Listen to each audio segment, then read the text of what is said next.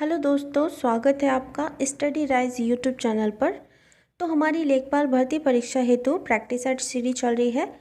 तो जो आज हमने प्रैक्टिस सेट लिया है, ये लिया है ग्राम समाज एवं विकास का, और ये है प्रैक्टिस सेट नंबर 21।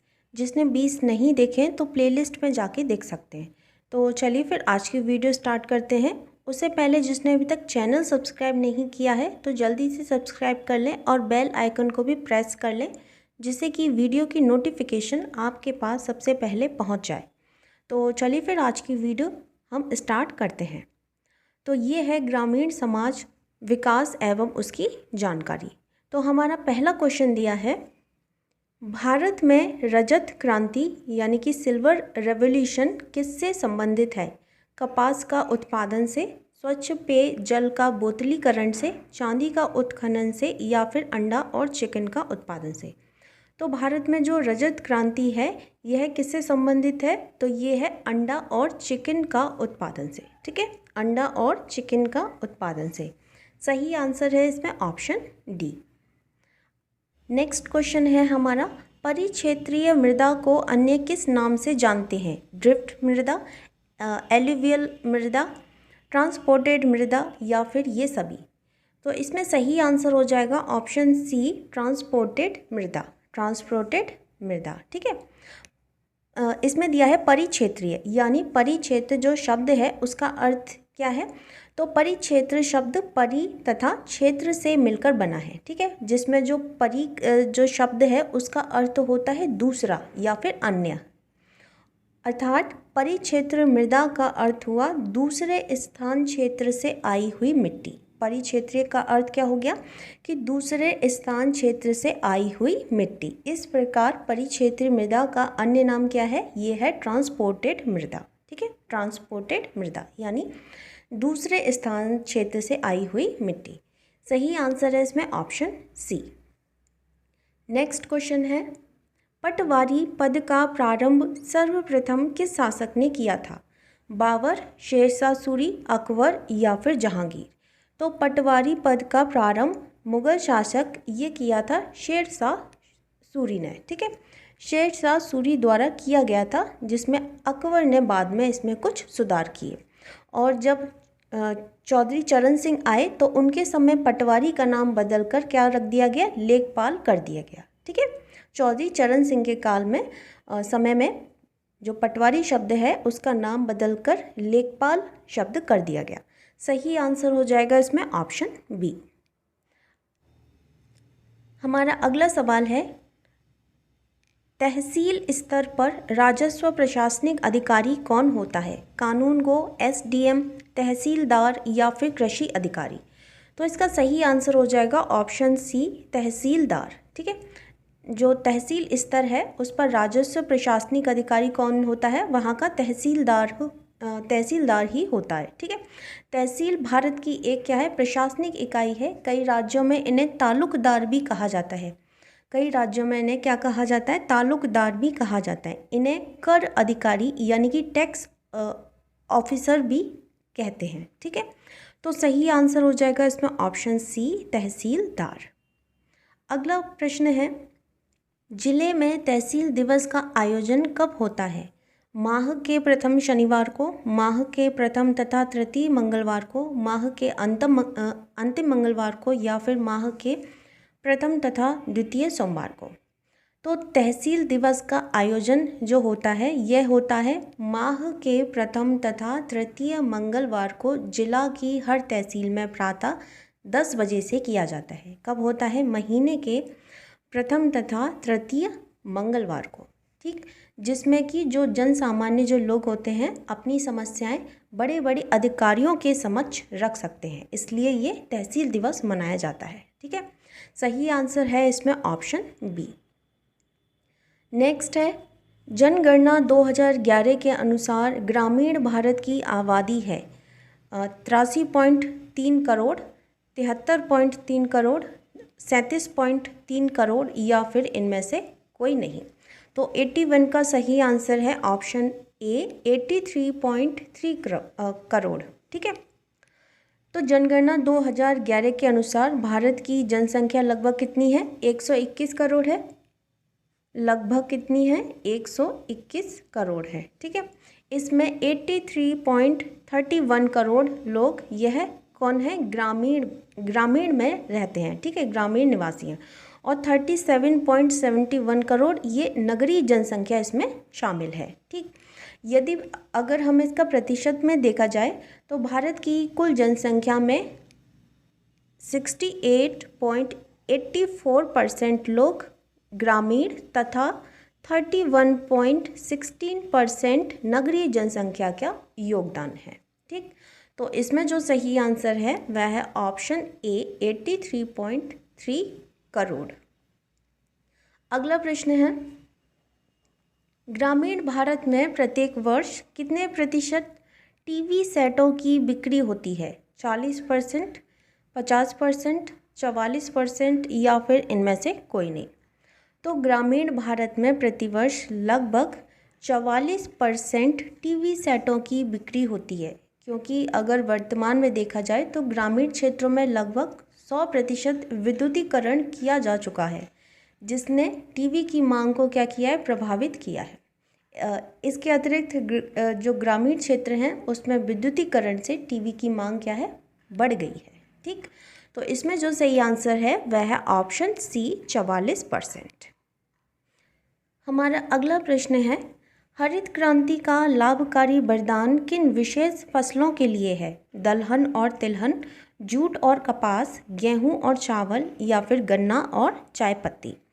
तो हरित क्रांति का लाभकारी वरदान है, ये है गेहूं और चावल के फसलों के लिए है। भारत में हरित क्रांति की शुरुआत वर्ष कब है?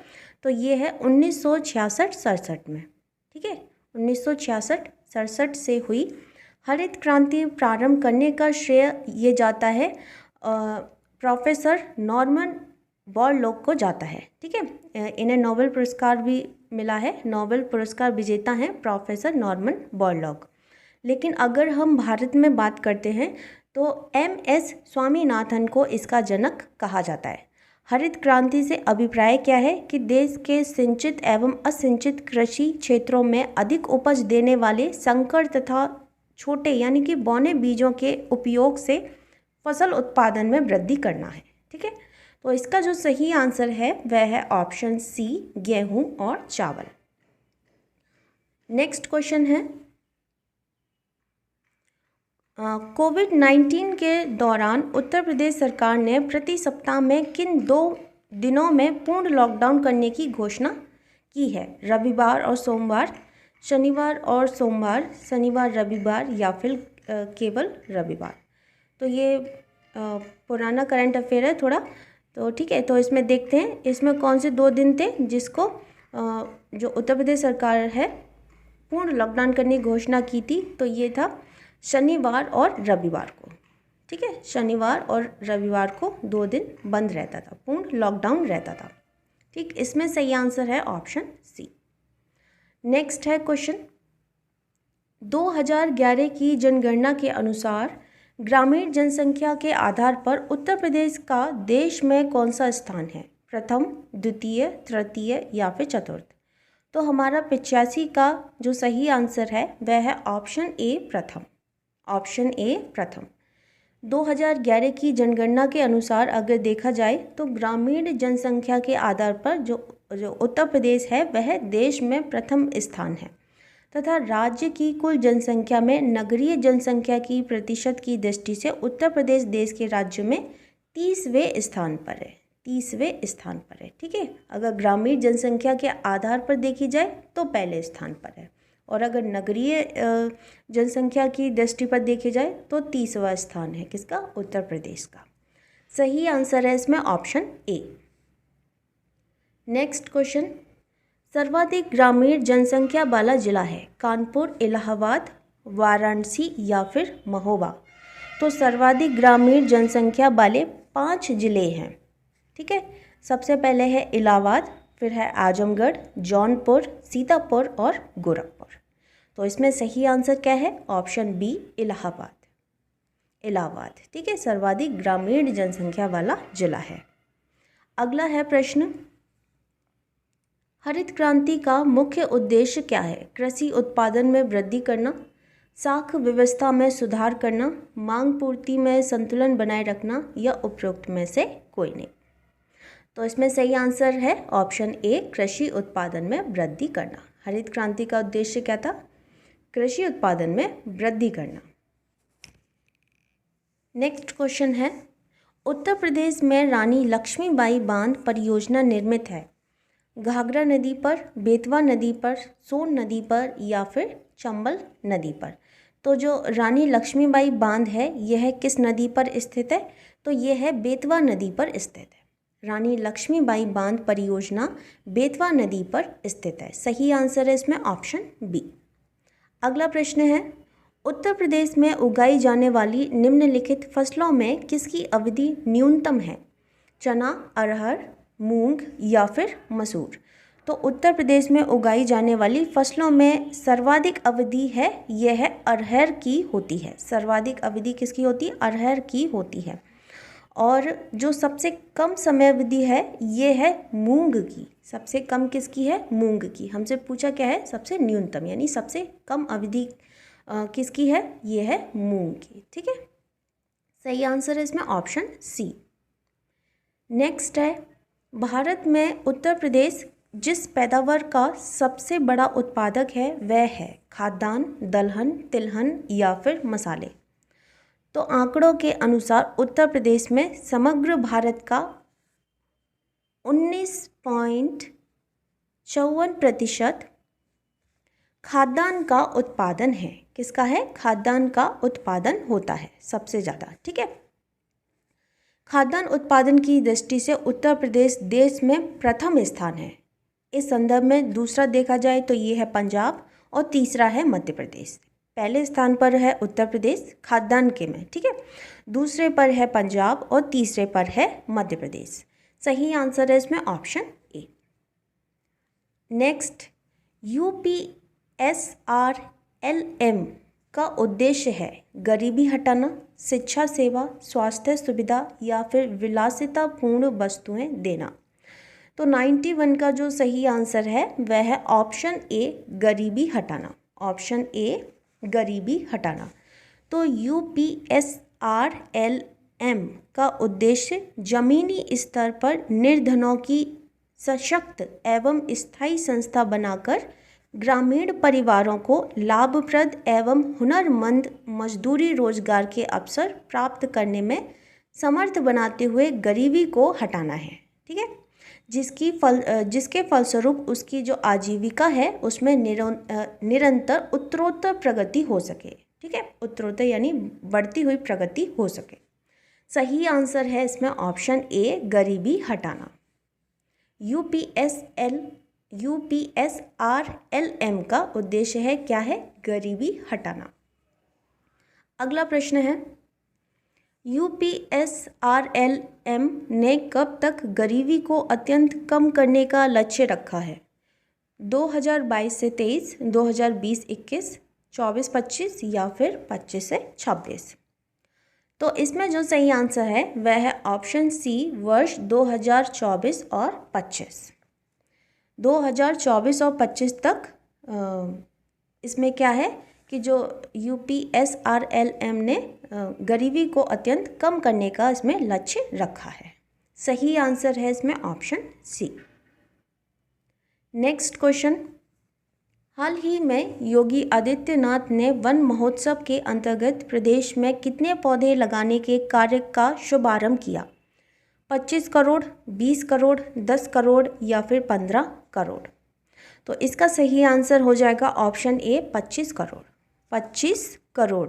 ठीक, यूपी के मुख्यमंत्री योगी आदित्यनाथ ने वन महोत्सव के अंतर्गत प्रदेश में लगभग कितने 25 करोड़ पौधे लगाने के कार्य का शुभारंभ किया था। उन्होंने राजधानी के कुकरेल वन क्षेत्र में हरी शंकरी का पौधा रोपकर कार्यक्रम की शुरुआत की थी। पहला पौधा लगाया गया था, हरी शंकरी का पौधा रोपकर इस कार्यक्रम की क्या शुरुआत की थी। सही आंसर है इसमें ऑप्शन ए। अगला प्रश्न है, किन जनपदों के दुग्ध संघों को ISO 9000 प्रदान किया जा चुका है? मेरठ, नोएडा, ए और बी दोनों या फिर इनमें से कोई नहीं। तो इसका सही आंसर हो जाएगा मेरठ और नोएडा दोनों में। ठीक है, मेरठ और नोएडा दोनों में। अगला है, उत्तर प्रदेश की जलवायु कैसी है? उष्णकटिबंधीय है, मानसूनी है, ए और बी दोनों है, या फिर इनमें से कोई नहीं है। तो भौगोलिक विषमताओं के कारण जो उत्तर प्रदेश में क्षेत्रानुसार जलवायु संबंधी विषमताएं पाई जाती हैं। फिर भी अगर जैसे हम सामान्य रूप से देखें तो उत्तर प्रदेश की जलवायु कैसी है? तो ये है उष्णकटिबंधीय व मानसूनी दोनों है। ठीक है, सही आंसर है इसमें ए और बी दोनों, उष्णकटिबंधीय और मानसूनी किसकी? उत्तर प्रदेश की जलवायु है। अगला प्रश्न है, हरियाली एक नई योजना है द्वितीय हरित क्रांति लाने के लिए, मरुस्थल के वनीकरण के लिए, बंजर भूमि के विकास के लिए, या फिर गोचर भूमि के विकास के लिए। तो 96 का सही आंसर हो जाएगा ऑप्शन सी, बंजर भूमि के विकास के लिए, बंजर भूमि के विकास के लिए। ठीक है, सही आंसर है इसमें ऑप्शन सी। नेक्स्ट क्वेश्चन है हमारा, हाल ही में उत्तर प्रदेश के मुख्यमंत्री कैबिनेट ने किस अधिनियम के संशोधन प्रस्ताव को मंजूरी दे दी है? मोटर यान अधिनियम, शस्त्र अधिनियम, राष्ट्रीय सुरक्षा अधिनियम, या फिर इनमें से कोई नहीं। तो हाल ही में उत्तर प्रदेश के मुख्यमंत्री कैबिनेट ने मोटर यान अधिनियम के संशोधन प्रस्ताव को मंजूरी प्रदान की है। सही आंसर है इसमें ऑप्शन ए। अगला प्रश्न है, कृषि श्रमिक सामाजिक सुरक्षा योजना उपलब्ध कराती है ग्राम स्तर पर अधिक गुणवत्ता युक्त जीवन, अतिरिक्त मजदूरी, रोजगार, पेंशन तथा बीमा लाभ, या फिर अनुमानित आवासीय सुविधाएं। तो 98 का सही आंसर है वह है ऑप्शन सी, पेंशन तथा बीमा लाभ। तो पेंशन तथा बीमा लाभ जैसी योजनाएं क्या हैं? ये कृषि श्रमिक सामाजिक सुरक्षा योजना के अंतर्गत आती हैं। सही आंसर है इसमें ऑप्शन सी। नेक्स्ट क्वेश्चन है, स्वतः रोजगार योजना के तहत कितने लागत तक की योजनाएं वित्त पोषित की जाती हैं? 5 लाख, 7 लाख, 8 लाख, या फिर 10 लाख।